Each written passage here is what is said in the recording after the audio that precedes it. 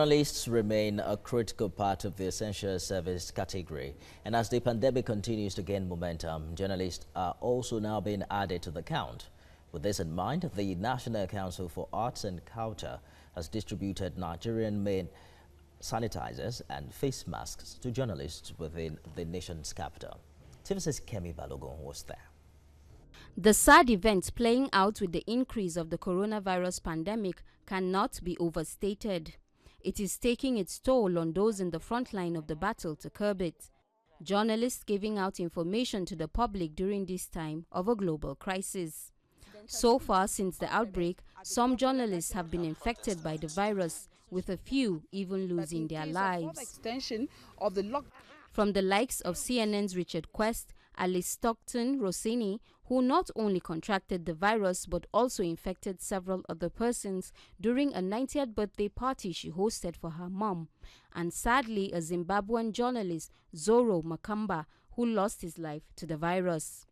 Just a couple of days ago, 53 journalists actively covering the COVID-19 pandemic have also tested positive to the virus in India.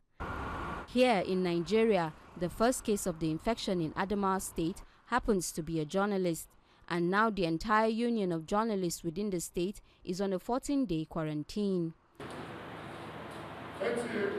Today, the National Council for Arts and Culture is donating locally made face masks, information manuals and hand sanitizers to various media houses in order to equip journalists who are out there covering the pandemic.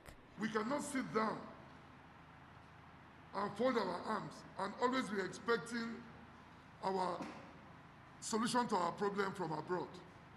Journalists should be one of the first set of people that should benefit from this, knowing fully well that on our behalf, people run so many danger roads to give Nigerian what information is supposed to be the true one. The Director General also used the time to show appreciation to the leaders of the Muslim faithful for putting up lecture restrictions ahead of the Ramadan.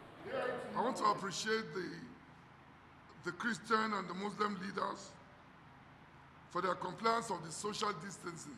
The time has come that we must respect what can affect the others.